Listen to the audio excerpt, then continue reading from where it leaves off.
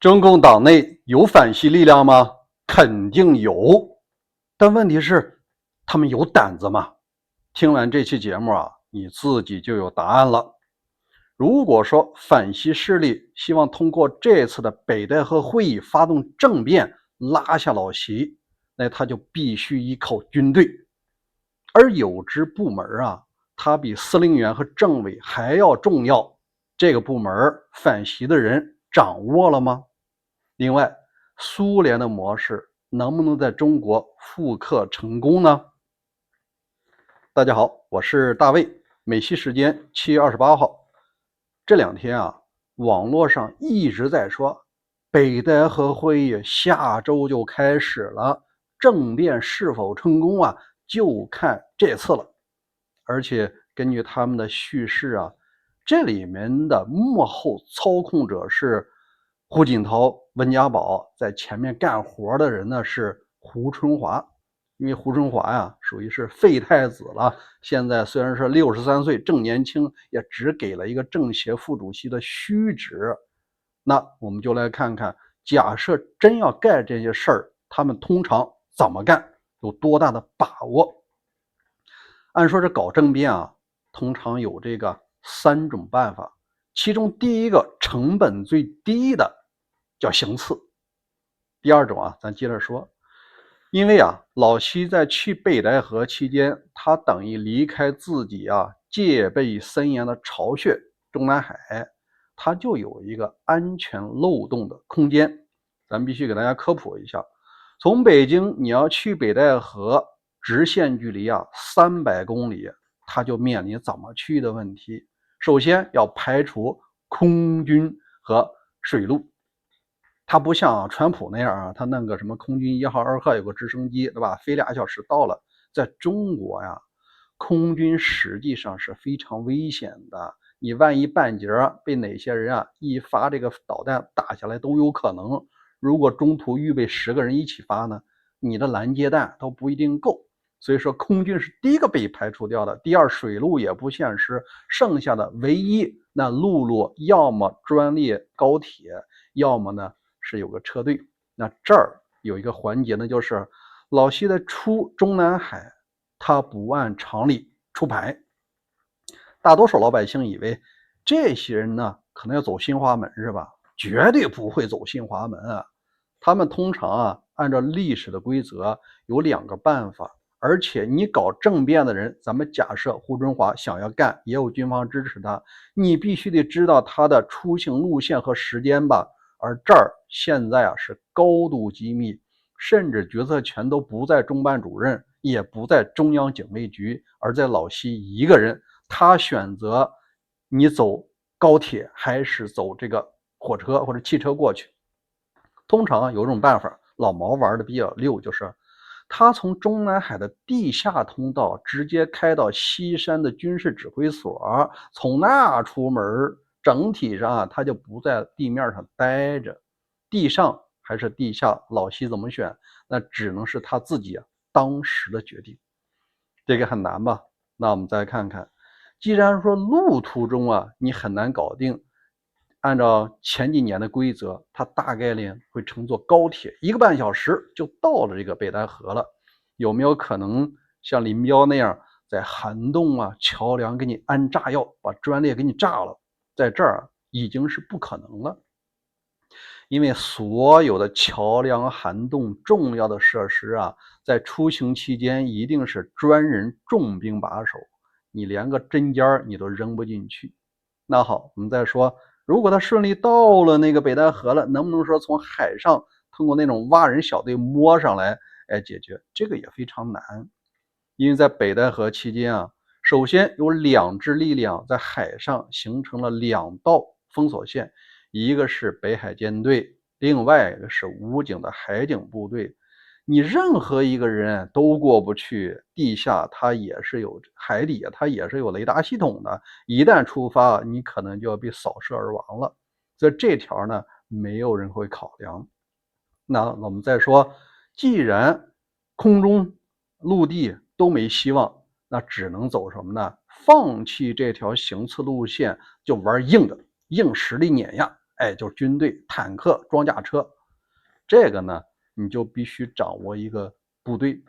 在昨天节目咱聊过了，中部战区2支部队，一支拱卫京畿的总部是在保定82军，另外一个呢是在西北，已经远在宣化和张家口了。而东北的部队啊，是远在沈阳，要足足4个小时。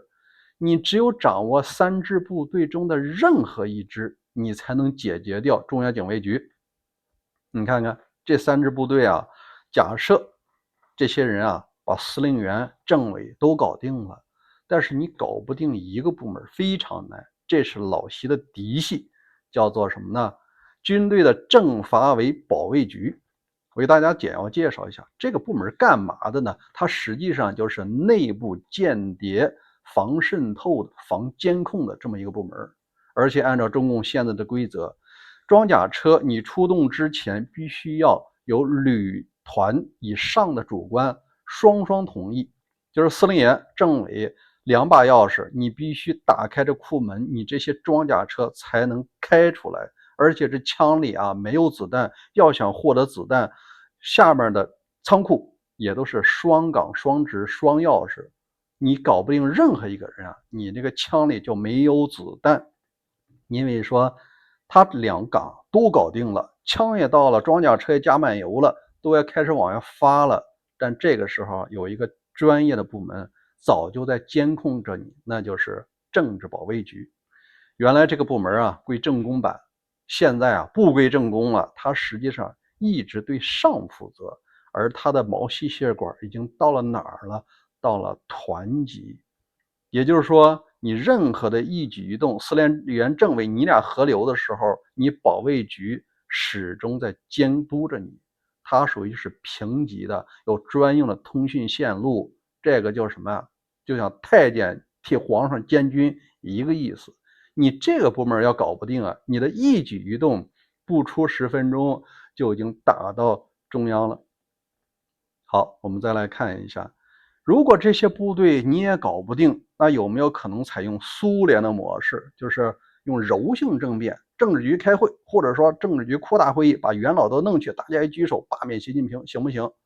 这招呢相对比较难。我给大家再回顾一下历史，当年的华叶汪抓捕四人帮曾经考虑过举手解决，为啥没有采用呢？是因为他们当时发现啊，政治局里边我们的票不够，因为很多人他属于叫做中间派。如果说你要通过这种举手表决罢免老习的总书记职位来完成政变的话，你要考虑中间派跟不跟你啊？因为中间派也要考虑，你如果说胡锦涛、温家宝，你才几条枪啊？你如果没有枪，如果中央警卫局和部队都在老习手里，你罢免了他有啥用呢？反而他通过自己的特殊频道呼叫军队过来勤王，你这些人就成了反党集团了。那些中间派不会见风使舵吗？他们会配合你吗？所以说啊，当时的华叶汪采取了果断的利用中央警卫局呢单个逮捕的形式，是一晚上完成了这次改天换地。最后咱们聊聊有没有可能用中央委员会全体投票的形式啊？这个呢也有一些难度，因为我翻了一下，那是在1957年的时候，赫鲁晓夫联合了朱可夫，他们呢事实上被马林科夫会削去权力了。他怎么反政变啊？那就把所有的中央委员一夜之间啊，通过运输机军用的全部聚集了莫斯科，完成了一次投票。他本来是政变成功了，后来啪直接又翻了盘了。这就说明什么呢？这种全体委员会投票也是一种办法。那咱们来看到中国有没有可行呢？假设胡锦涛、温家宝加上那胡春华，你能不能指挥所有的军队能够靠运输机把中共现在的205名中央委员和这个170多个这个候补委员，你全聚到北京来，或者全接到这个北戴河开会？我认为现在是极难的。现在这20大委员都是老习一个人在组织部的建议下画了圈的，可以说这基本上都一半多姓习了。你无法完成中共党章规定的2/3以上多数罢免总书记的票数，你觉得这事儿有2/3吗？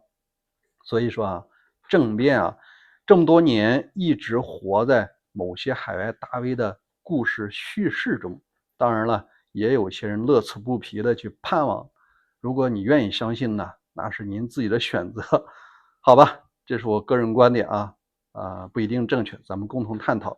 明天再会吧。